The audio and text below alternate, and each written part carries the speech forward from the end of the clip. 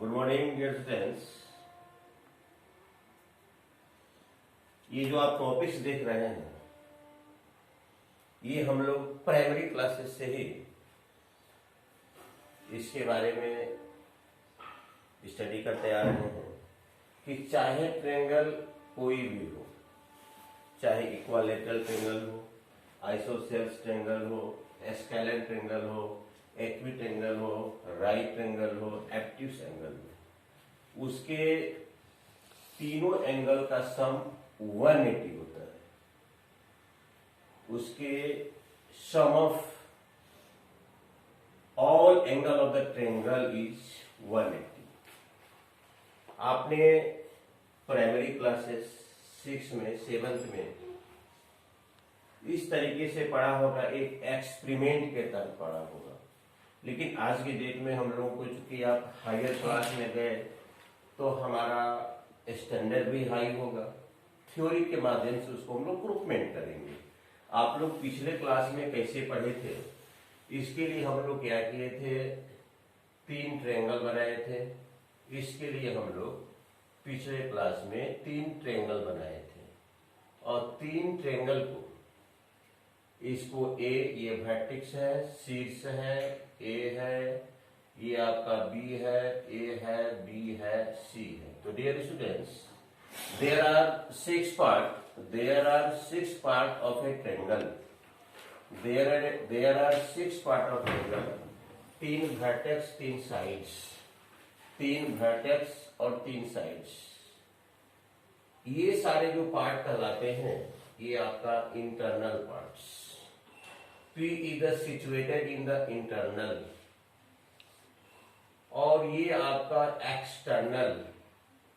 Q is situated lie out of the circles, R on the side, R on the sides।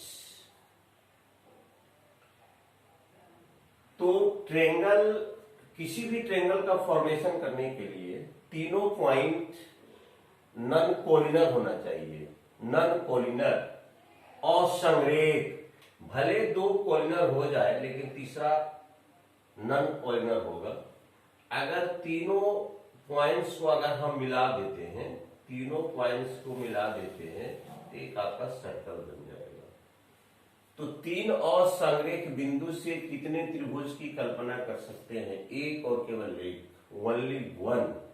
लेकिन 3 संरेख बिंदु से जो एक ही सीध में हो, 3 संरेख बिंदु से जो एक ही सीध में हो, एक भी ट्रायंगल की कल्पना हम नहीं कर सकते हैं। तीनों अगर पॉइंट कोलिनर है तो एक भी ट्रायंगल की कल्पना नहीं किया जा सकता है। और 3 में से मान लिया जाए 2 कोलिनर में है और एक नॉन कोलिनर से है, तो एक ट्रायंगल का फॉर्मेशन किया जा सकता है। एक ट्रायंगल का फॉर्मेशन आप कर सकते हैं। अगर आपसे पूछता है कोई कि 3 संरेख बिंदुओं से कितने वृत्त खींचे जा सकते हैं, तो एक भी नहीं। और 3 और संरेख बिंदुओं से एक और केवल एक अद्वितीय वृत्त हम खींच सकते हैं। तो डियर स्टूडेंट्स, हम लोग जो पढ़े थे लोअर क्लासेस में, इसके लिए कैसे पढ़े थे, हम लोग 3 ट्रायंगल लिए। इस ट्रायंगल का नाम रखे फर्स्ट ट्रायंगल, सेकेंड ट्रायंगल और थर्ड ट्रायंगल। प्रोटेक्टर से मैंने इसको मापा, आप लोगों को मैंने प्रोटेक्टर से इसे मपवाया था। मान लिया जाए ये 40 डिग्री, ये मान लिया जाए 60 डिग्री बाय प्रोटेक्टर्स। और तीसरा एंगल मापने की आवश्यकता नहीं है, क्योंकि 180 में या तीसरा भी मापिए, क्योंकि हमको प्रूफमेंट करना है। तो 40, 60, 100 मान लिया जाए 80 डिग्री हुआ। तीनों को मैंने सम किया तो 180 पाया। ठीक इसी प्रकार इसको भी मैंने मेजरमेंट करके देखा था, 70, 60, 50। फिर इसको भी मैंने प्रोटेक्टर से दिखाया था, 50, 60, 70। तो हम देखते हैं कि sum of the all angles of the triangle by experiments by experiment be obtains 180। ये एक्सपेरिमेंट हुआ, ये आपका प्रैक्टिकल हुआ। प्रैक्टिकल के आधार पर हमने यह पाया, ये प्रैक्टिकल ही हुआ। 9th क्लास 8th क्लास में थ्योरिकल आपको पढ़ना है, ये प्रैक्टिकल करके हम लोग दिखाए थे कि किसी भी ट्रायंगल का तीनों कोनों का योग, तीनों कोनों का सम 180 होता है। Figure 1, figure 2, figure 3, angle A plus angle B plus angle C, angle A plus angle B plus angle C, angle A plus angle B plus angle C. हमने वेरीफाई करके देखता है कि इसके तीनों सम, तीनों एंगल का सम 180। मैंने रिजल्ट में लिखा कि this is certified that's from by this experiments all angle of the triangles, all angle of the triangle is 180। लेकिन आज की डेट में आप हायर क्लास में हैं, 9th क्लास में हैं, तो आपको एक थ्योरी के माध्यम से आपको इसको प्रूव करना है। मान लिया जाए कि आपका यह एक ट्रायंगल है, यह आपका एक ट्रायंगल है ए बी सी, यह आपका एक ट्रायंगल है। इसका 3 एंगल है 1 2 3। अगर बाय नोमिनेट करते हैं तो इसका नाम बी ए सी, इसका नोमिनेट कीजिएगा ए सी बी, इसका सी बी ए। अगर ओनली ए कहते हैं तो यह कंबाइंड एंगल को भी रिप्रेजेंटेड करता है। ये एंगल्स ए से इसका भी बोथ, एंगल से इसका भी बोथ। इसलिए सुविधाजनक हम लोग क्या करते हैं, सुविधा के ख्याल से अगर नंबरिकल वैल्यू से इसको नंबरिकल सिंबल से अगर रिप्रेजेंट कर देते हैं तो बहुत बेटर होगा। नंबरिकल सिंबल से अगर हम रिप्रेजेंटेड कर देते हैं तो आपका बहुत एक अच्छा तरीका कहा जाएगा। कंफ्यूज से आप दूर रहिएगा कि कौन बी कौन है भाई, तो बी में यह भी एंगल आ जाता है, थोड़ा सा आगे बढ़ा दीजिएगा तो यह भी एंगल, यह भी एंगल, यानी एक प्रकार के कंबाइंड एंगल का संयुक्त कोण का बोध होता है। इसलिए अगर नंबरिकल सिंबल से दिखाया जाए तो बहुत बेटर होगा, नंबरिकल सिंबल से दिखाया जाए तो बहुत बेटर होगा। अब तो मैंने फिगर बना दिया, हमको प्रूफ करना है, टू प्रूफ, हमको प्रूफ करना है कोण 1 प्लस कोण 2 प्लस कोण 3 बराबर 180। डियर स्टूडेंट्स, 1 प्लस 2 प्लस 3 बराबर 180। अगर हम इस फिगर में किसी भी प्रकार का अगर चेंजिंग नहीं करते हैं तो फिर आगे का प्रोसेस हमारा नहीं हो पाएगा। तो कुछ ना कुछ तो परिवर्तन करना होगा, और जो परिवर्तन हम करते हैं ज्योमेट्री में उसको रचना कहते हैं, कंस्ट्रक्शंस कहते हैं, रचना कहते हैं। हमने जो परिवर्तन करेंगे उसको हम रचना कहेंगे। तो बिना परिवर्तन किए इस प्रोसेस को आगे ले जाना बहुत ही मुश्किल है, नहीं तो फिर वही एक्सपेरिमेंट और प्रैक्टिकल वाला ही तरीका अपनाना होगा, एक्सपेरिमेंट और प्रैक्टिकल वाला ही तरीका अपनाना होगा। तो हमने कंस्ट्रक्शन में क्या लिखा, हमने कंस्ट्रक्शन में लिखा, कंस्ट्रक्शन में लिखा be drawn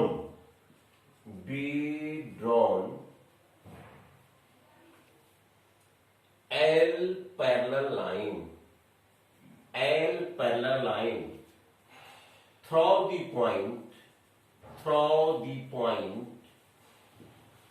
the point A to BC। मैंने A से होते हुए एक पैरेलल लाइन L खींचा, A से होते हुए एक पैरेलल लाइन हमने L खींचा जो कि BC के समांतर है। A से होते हुए एक पैरेलल लाइन L खींचा जो BC के समांतर है। तो डियर स्टूडेंट्स, आपने पढ़ा है कि अगर ये दो पैरेलल लाइन है और इसको कोई ट्रांसवर्सल लाइन इंटरसेक्ट करती है, ट्रांसवर्सल लाइन इंटरसेक्ट करती है, यह भी एक थ्योरम है। थ्योरम, अभिग्रह, वेरीफाइड स्टेटमेंट्स जिससे जांच की आवश्यकता नहीं होती, खुद ही वह यूनिवर्सल रूल्स बन चुका है। बेहिचक हम अपने दैनिक क्रियाकलापों में कहीं भी इसको हम लागू कर सकते हैं। दो समांतर रेखाओं को जब एक त्रियकछेदी रेखा काटती है तो एकांतर कोण बराबर होता है। when a transversal line intersects two parallel lines, after that which angle is the form alternate that are equal in degree, इसको कहते हैं हम लोग हैं इंटीरियर अल्टरनेट एंगल। इसको हम लोग इंटीरियर अल्टरनेट एंगल कहते हैं। यह दोनों एंगल और ये दोनों पेयर, यह पेयर इंटीरियर अल्टरनेट एंगल कहलाता। यह तभी बराबर होगा जब आपका एम और एन पैरेलल हो। एम एन पैरेलल होगा तभी वह बराबर होगा, अन्यथा बराबर नहीं होगा। पैरेलल होने के बहुत सारे कंडीशंस हैं, लेकिन यहां पर इसी कंडीशन की मुझे आवश्यकता है। 1 बराबर 2 इंटीरियर एंगल, 3 बराबर 4 इंटीरियर अल्टरनेट इंटीरियर एंगल हुआ। तो सपोज दैट अगर इस फिगर को हम लेते हैं, इस फिगर से इसका कंपेयर करते हैं, तो यह इसका इंटीरियर हुआ और ये आपका 3 का आपका 5 इंटीरियर हुआ। 3 जो हुआ 3 एंगल 3 जो है 5 का इंटीरियर है। एंगल 2 4 का इंटीरियर है। जैसा कि हमने अभी कंपेयर किया कि आपने पिछले क्लास में पढ़ा है कि when a transversal line intersect two parallel line, after then which angle is the form in the form of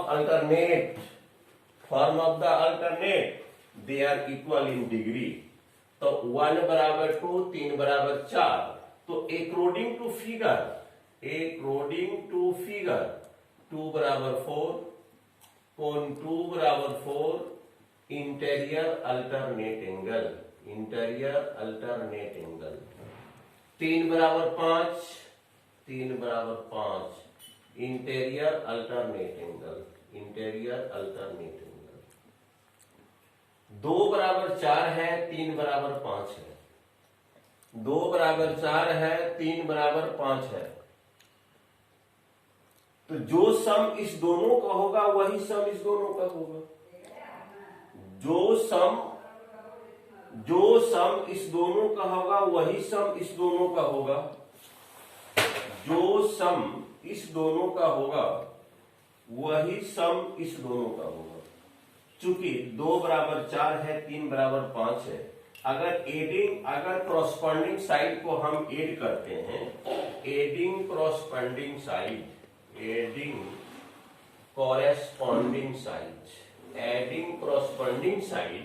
तो आपका क्या बनेगा भाई? एडिंग कॉरस्पॉन्डिंग साइड हम करते हैं तो क्या बनेगा वह देखिए।